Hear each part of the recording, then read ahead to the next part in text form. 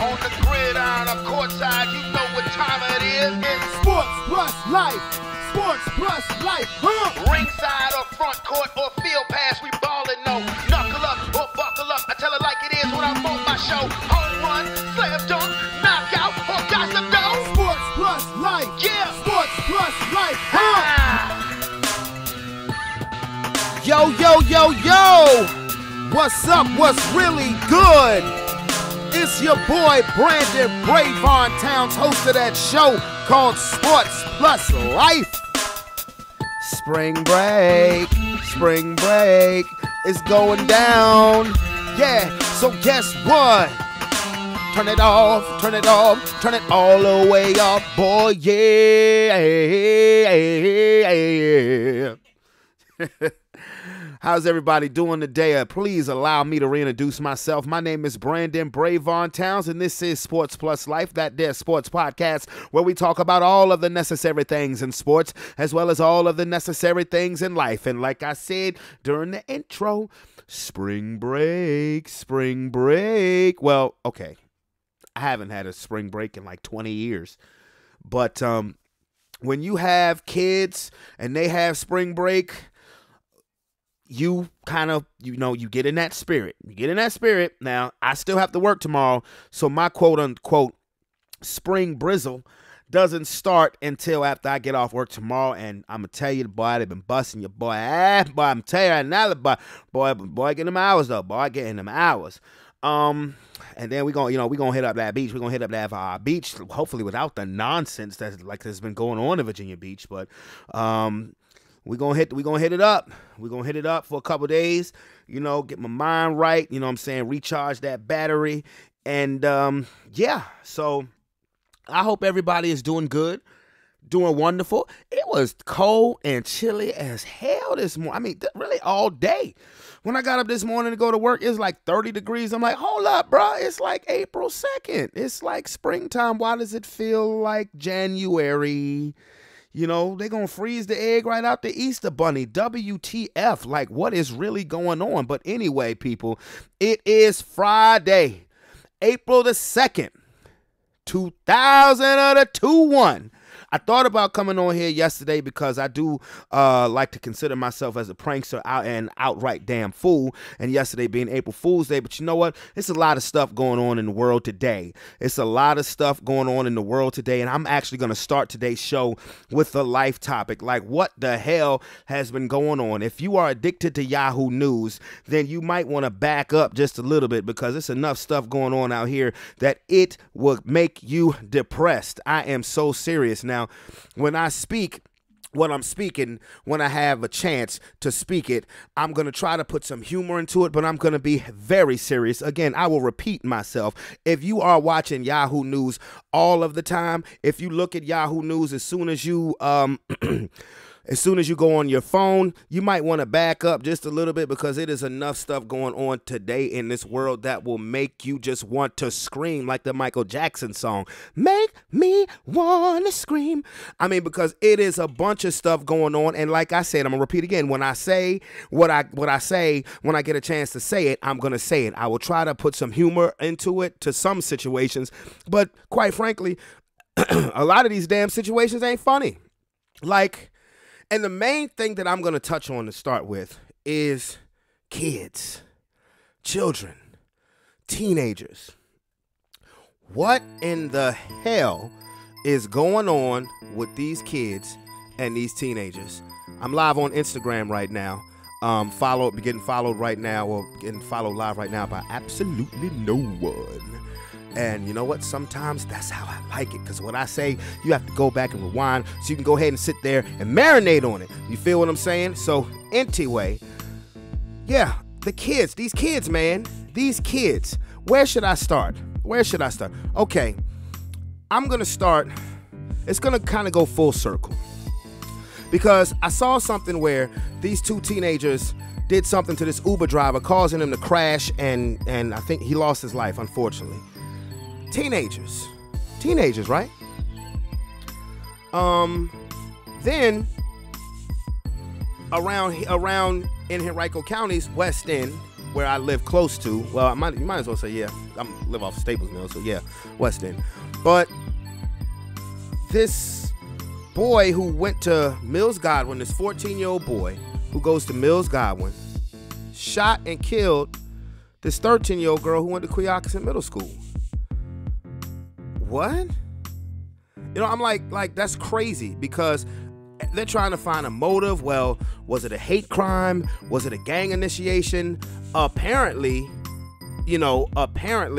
that's quote unquote none of the above. Well, what the hell is a 14-year-old doing killing a 13-year-old? Because according to the story, they didn't know each other, even though they lived in the same subdivision. So they didn't know each other, and the boy just rolled up on her and just shot her. I mean, to make a long story short. And he's right now sitting in Parham Road. For y'all people who's from where I'm from, you know about Parham Road. And I'm like, what the hell? So, okay, so it wasn't a hate crime, okay? It wasn't a gang initiation, okay? Then what the hell was it? I mean, I can't imagine, because while I'm a parent, I've lost loved ones. I haven't lost a child. So I can only imagine what this family is going through. And the subdivisions that these two kids lived in, they're very nice subdivisions. So the parents are obviously doing pretty well in life. And it's just simple stuff. And, you know, it's simple stuff. You know, Kia we had a talk while I was on my order, and she said she didn't believe that. She said, well, she heard that people aren't born evil, and she said she's starting to question that. And my response to her is that I don't think that people are born evil. But what I do think is that there comes a certain point in life, and some people never get over this phase in life. It's where people are very easily influenced. You know, people are very easily influenced. And it's easy to be influenced to do the wrong thing when you can see, particularly if you see somebody else doing something that you know is wrong and getting away with it without consequence. Then you think, hey, maybe I can do the same thing and get away with it. And sometimes it doesn't turn out like that. Just like, you know, when you see somebody selling drugs and, you know, you see them walking around flashing cash, making it rain and all of that other stupid shit. And you thinking, man, I bet I see you really getting this money. You really getting this money paid in full. And, you know, and then you think you can do it too. But you have different results. Quicker, excuse me. So a 14-year-old shoots a 13-year-old. That's one thing. I already said something about the kids with the Uber. And then I don't know if you guys have seen this video about these two police officers. I forget what state it's in, but these two police officers who came and got this little 5-year-old boy who had walked out of school, so the policemen were called. I actually watched the whole 50-some-odd minute video, and the way, see, this is what annoys me sometimes about the media. I'm not trying to be funny. Is that they're trying to take this and spin this now like these cops really truly did something heinous and wrong. Now, mind you, these were two black cops, but that's not why I'm saying what I'm saying. Because, you know, I'm not a fan of the police, period. White, black, whatever. Not a fan of it. But for one, this 5-year-old child had a serious temper tantrum at school, broke some computers, attacked some students, hit some teachers, and then proceeded to walk out the damn school. One, okay, how does a 5-year-old, a kindergartner, walk just out the damn front door of a school? How does that happen? And then get blocks down the street. Like, so for one, I'm gonna look at the school. I'm gonna look at the school more than anything, just because of him being able to leave. Just because of him being able to leave, I'm gonna look at the school. But at the same time, his behavior was terrible. So when they picked him up, honestly, the only thing that I was mad at that the police did is they had a junky ass car. They didn't plan on arresting nobody, because that back seat had a bunch of shit in it: chewing tobacco, empty water bottles. I think I saw shoestrings. Might have been a set of teeth. Might have been some evidence. I don't know. But you could tell that they ain't plan on arresting nobody on that day. But of course, what does a child do when they have done something that they know is bad? And this little boy knows what he did was wrong. What does a child do when they do something that they know when they do something that they know is wrong, and then they have been caught and they're being disciplined? What do? Particularly if it's not by the parents. They proceed to scream to the top of their fucking lungs, okay? So that's what this child was doing. They got back to the school. And pretty much the black woman, police officers, they was letting him know, you dead wrong. You dead wrong. You acting bad. And see, this is what gets me about today's society. You're going to have your people that say, well, you shouldn't call a child bad. Look, goddammit, my grandparents was old when I was growing up. And a lot of that old school rubbed off on me. If your ass is acting bad, damn it, call it how it is being seen. Okay? This is the problem now with kids, particularly today. Too much shit is sugar-coated for them. Okay? So it came a point in time where this little boy was sitting in the principal's office, and he was just screaming to the top of his lungs, and the female cop just screamed and screamed at him like like he was doing in the office. The little boy was and the lady cop was like I'm sorry. Look, man, I worked with kids for over 10 years. We've seen shit like that. And trust me when I tell you, it's very annoying. Okay? And then the mother came.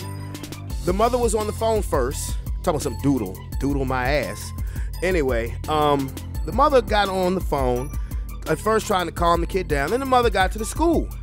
What I respect about these two police officers is that they didn't change their tone of voice or anything that they were saying when the mother showed up.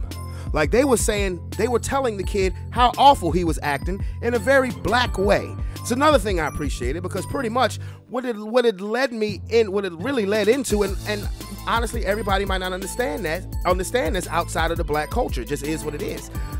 But if you actually watch that video, they pretty much started talking to him like that aunt and uncle who you do not cross whatsoever, or they will get your ass.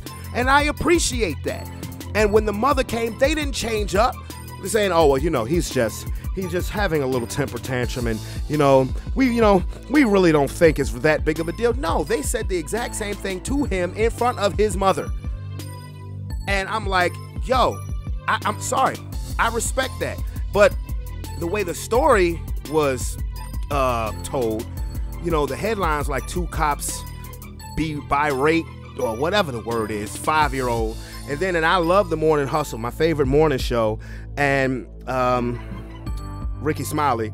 But the Morning Hustle played a clip of it, and they really and they put a spin on it that I didn't really like, because they played a clip of the female cop screaming in the boy's face, but then the male cop saying, this is why you should beat your kids. Okay, yeah, he did say that. He said that a couple of times. But if you watch the full video, he said it to the mother. And he said, no, they clarified it. They said, no, we're not saying abuse your kids, but this is why you should beat your kids. In black terms, that means spank your kids, okay? That's what that means in African American terms. When they say you should beat your kids, that doesn't mean you should beat, abuse them, leave marks, or any other thing that a lot of these people outside of the black community will take that as.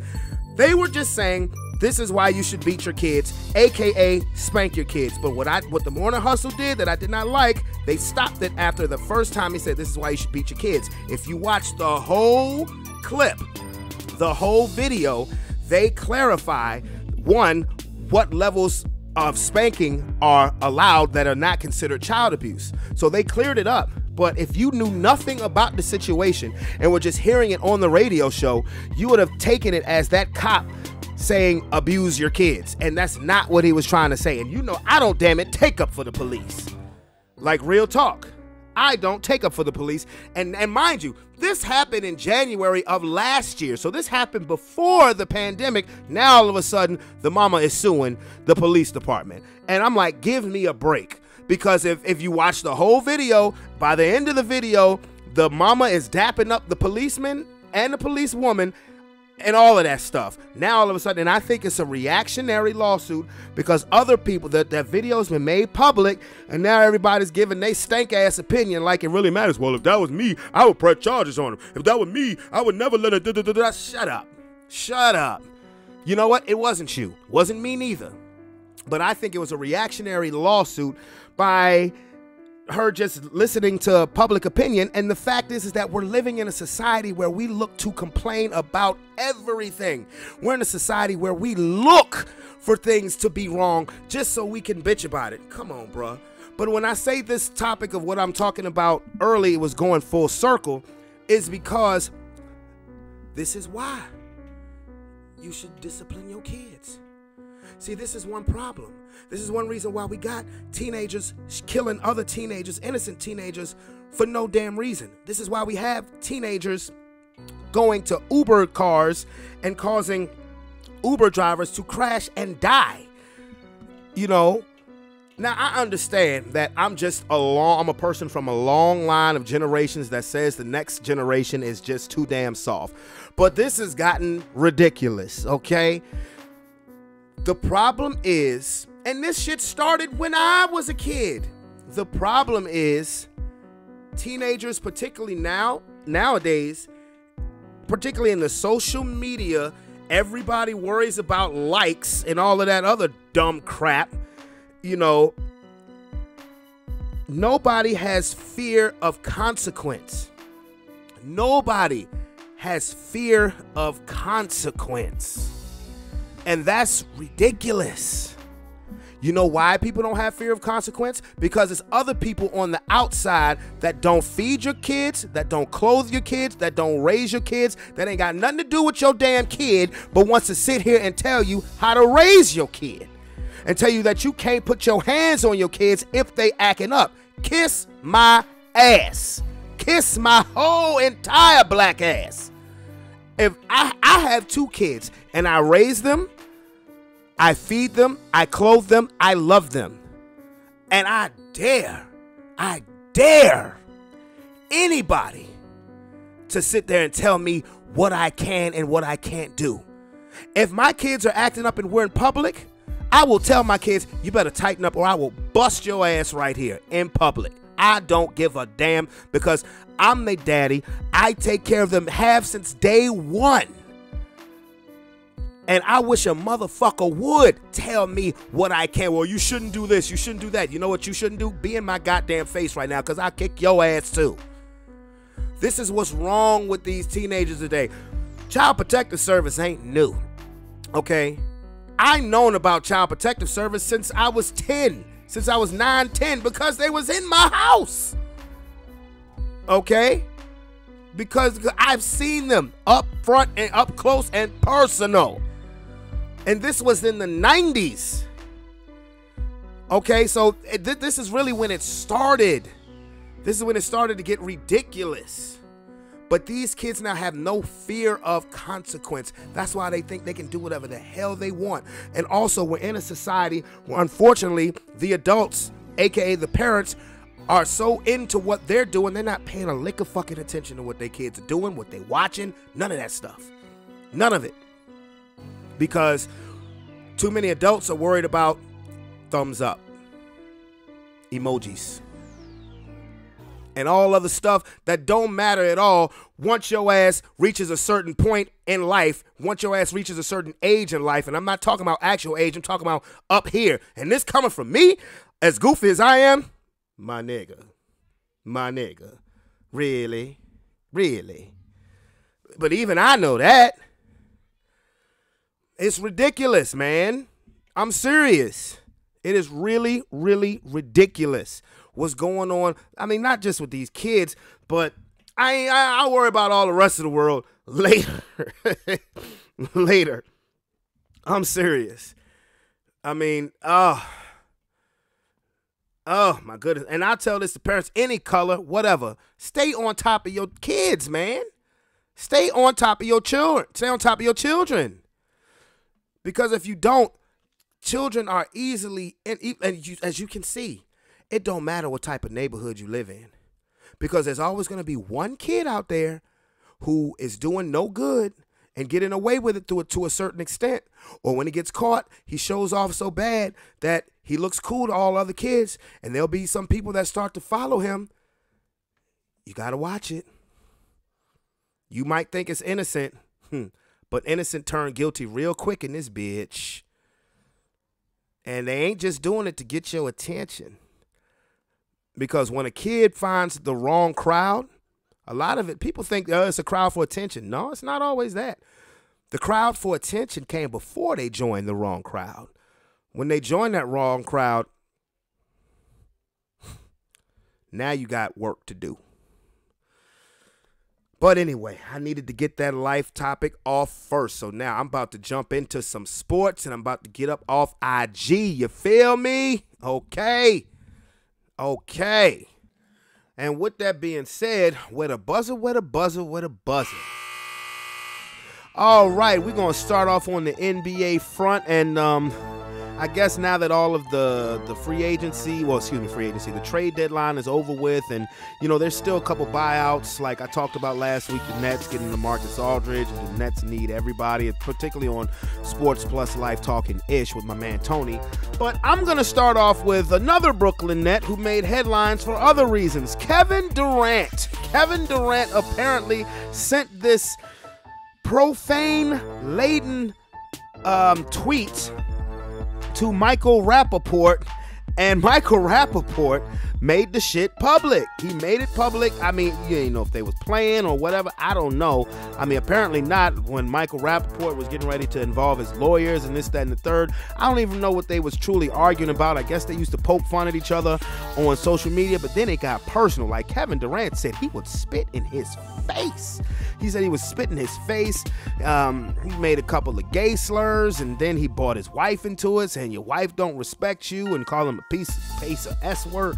Excuse me, piece of S word. And I'm like, yo, what is KD? What is going on? Why don't you put that much energy in getting back on the basketball court, bro? But in the meantime, of course, what do we do in this particular extra sensitive society that we live in now?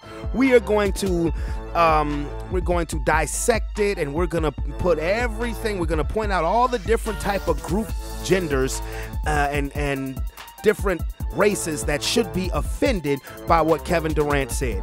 And people are just totally missing the big picture, and it's really not even that complicated. I've heard that, hey, the gay community should be offended. The white community should be offended.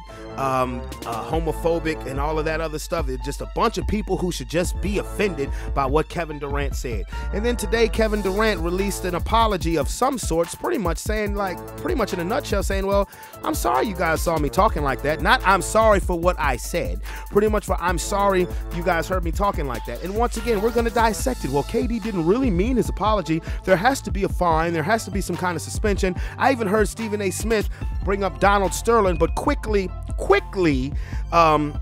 noted the difference. While Donald Sterling, Kevin Durant was talking about Michael Rappaport. Donald Sterling was talking about black people as a community.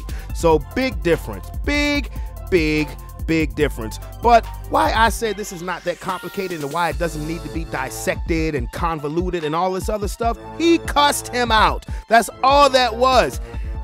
Michael Rappaport did something that he did not like, said something that he did not like, and Kevin Durant cussed him out. It's really that simple. Are we at a point now in society where we can't cuss nobody out anymore? I'm sorry, last time I checked, cussing somebody out is a part of freedom of speech.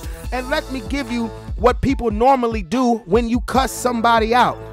You say the most offensive things that is coming to your mind when you cuss somebody out. Here's the difference between me and Kevin Durant. I'm not going to cuss somebody out using my fingers. I'm going to cuss somebody out to your face. Okay, that's the one mistake Kevin Durant did. I mean, bro, you don't put that in a tweet, and now it's public. Now it's public. Now it's floating. It's in the clouds. Everybody can see it. Everybody has seen it. But what Kevin Durant was doing was simply cursing him out. And I know me. When I cuss somebody out, I am going low. There are only a couple of places that KD went where I would not go. For one, I'm not going to spit on anybody. Like, that's just disrespect on a whole nother level. And I wouldn't have brought his wife in about it. If I'm cussing somebody out, I'm not going to say I'm going to spit on you. And I'm not going to bring your wife, your kids, or none of your family in it because my vitriol ain't directed at them. It's directed at you, motherfucker. So other than that, the rest of the verbatim that Kevin Durant used, I would have been on it just the same way. Look, you punk pussy faggot. Look. Fuck you, and fuck you. You can say what you want about me. I'm not, when I say that F word, what people call that word, the F word now, I'm not talking about the gay community. But sometimes people can act like that, and you can be straight heterosexual, and you can act like that. Basically, that's another way of saying you're acting like a bitch. Biatch. Okay? Real talk. It's what it is. And if I'm going to cuss somebody out, I am going to say the things that hurt you the most. Excellent. Outside of bringing your family in it and bringing and saying I'm going to spit on you. But other than that, I am going to I'm going to hit you with every low blow. Every low blow. And the only exception would, if that I would make as far as bringing anybody's woman into it, is if I have lain with her. Because then, oh boy, your world's about to be crushed. That's kind of messed up, but when you're cussing somebody out, that's what you do. You say messed up things. Is it right? No, it's not right in the moment, but obviously Kevin Durant had gotten to that level of anger where he felt that he needed to express himself like that. Does he need to be fined? Really? Does he need to be suspended? Really? I mean, come on. It is what it is. Like, you notice I've never said anything about the Myers-Leonard situation. Bye, bitch. Because, while, okay, that word is the equivalency of the N-word for the Jewish community. No, I'm not going there. Shouldn't have said that. But other than that, now if he said I don't know what that means, then you shouldn't be using it, you jackass.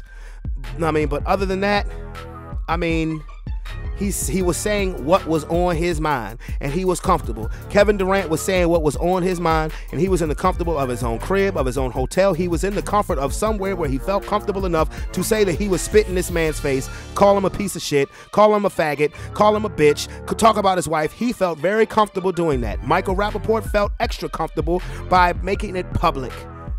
Okay? I don't think Michael Rappaport should have made it public, but since he did make it public, I'm going to be the voice of people not saying the same thing. I'm going to say, you know what? He cussed him out. That's what happens when you curse somebody out. You say very offensive things because the next step from cussing somebody out is a physical confrontation.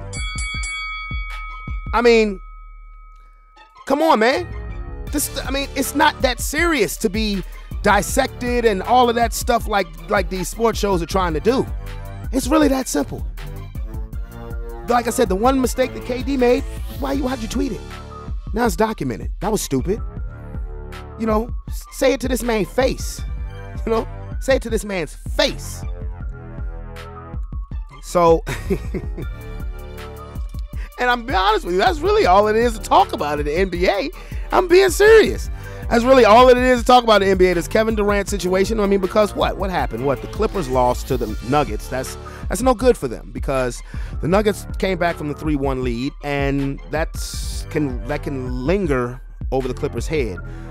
The Nets are kicking ass. The Sixers are kicking ass. The Lakers got Andre Drummond, and Andre Drummond just conveniently got hurt first game since February 12th.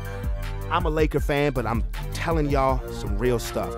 This is not our year, people. Not this year, man. I don't even think we're getting out the West. I truly, truly don't. This is just not this. We're too beat up. We are too beat up. So with that being said, I'm going to move on to the Final Four. The Final Four starts tomorrow of the men's college tournament. The women's college tournament starts tonight. And by the way, can you say highway robbery between Baylor and UConn? Are you kidding me? That was a damn foul. That was what? Yo, referees need to check their pockets. Did you have a little bonus for not blowing the whistle on that one? Everybody and their mama saw that was a foul. I mean, the Lady Bears should be in the Final Four. They should be pissed right about now.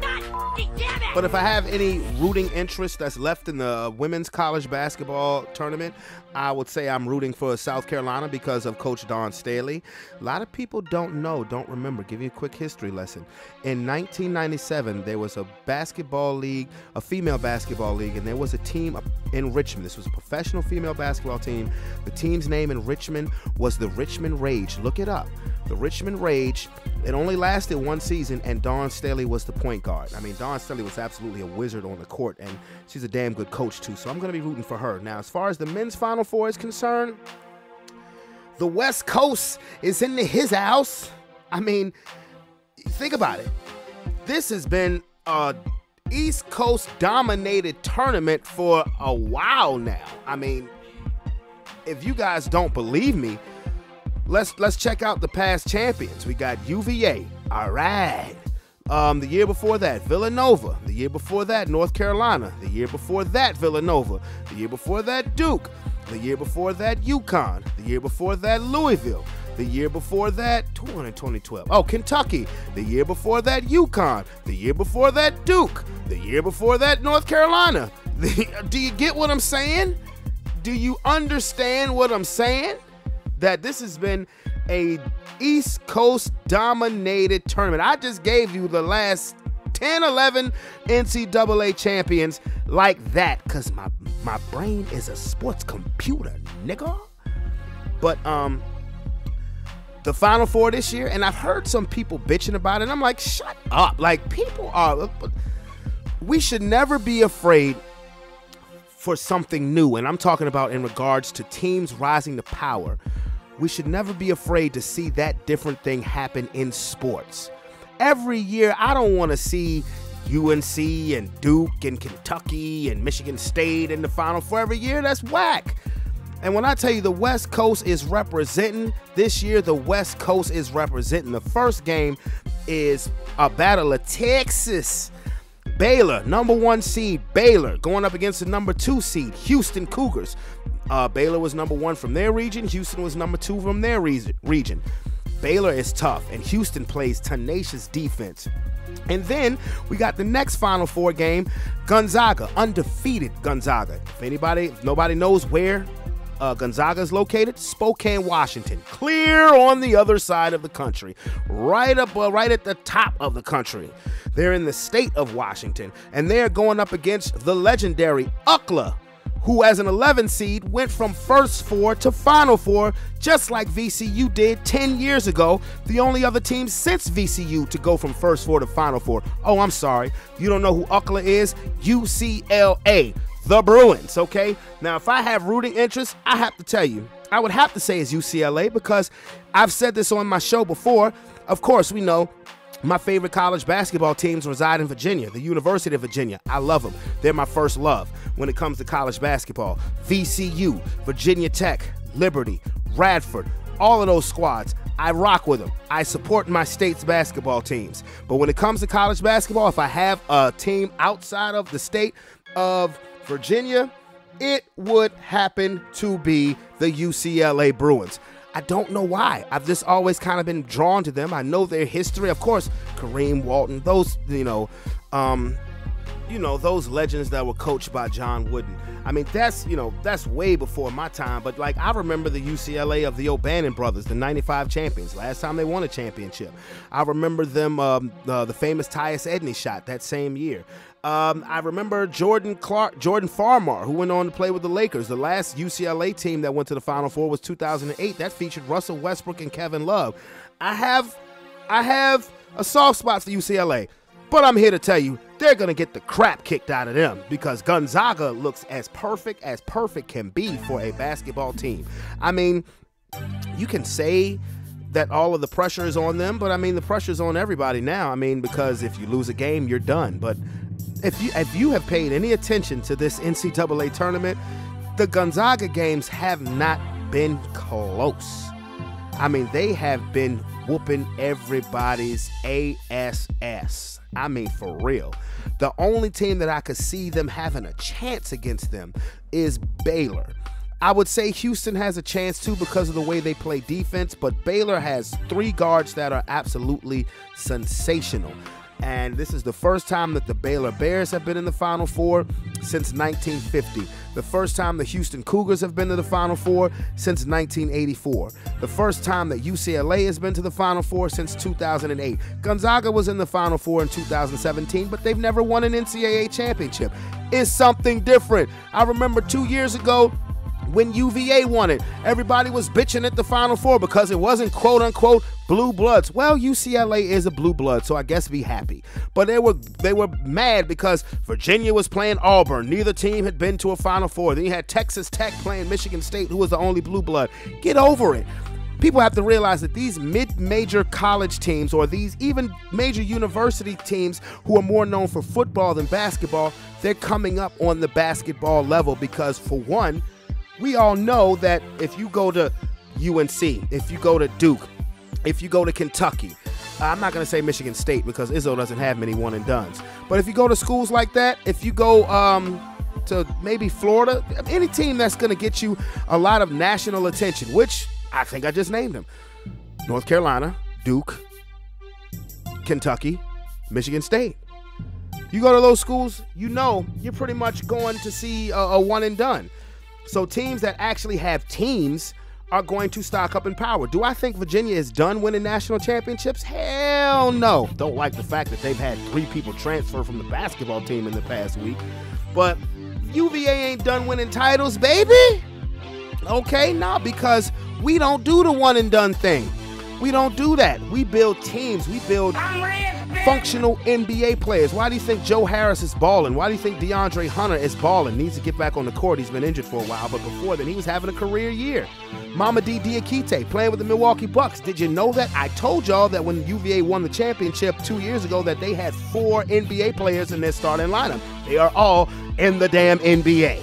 And they are all playing significant minutes, even Ty Jerome and Kyle Guy. But anyway, don't let me lose subject. I'm talking about this year's Final Four, and this year's Final Four, the West Coast is in the motherfucking his house, and people need to stop crying and complaining and bitching about there's no teams in the East Coast. Do you know why there's no teams in the East Coast in this year's Final Four? Because they couldn't get it done. It's really that simple. Are you enjoying the Cat Williams voice? Because I'm telling you like it is. There's no teams in the Final Four from the East Coast, from the ACC, the Big Ten, which is honestly was the biggest flop in the tournament after being called the #1 conference in America, and they didn't represent at all. All of the teams are from the West Coast because the East Coast team simply didn't get it done. Do you feel me? Do you feel what I'm saying to your pimp juice? They did not get it done. The West Coast, throw your W's up because the title is coming from the Pacific time zone or possibly the Texas time zone, but damn sure Baylor or Houston, damn sure ain't East Coast. We know that. Do you feel what I'm saying, player? Okay, I don't know where that just came from, but I mean, it is what it is. It is what it is. So that's my Final Four talk. Do I have a prediction? Yeah, I just said Gonzaga. I'd like to see it be Gonzaga and Baylor. I think Gonzaga's gonna I think they're gonna run the table. I think they're gonna go undefeated.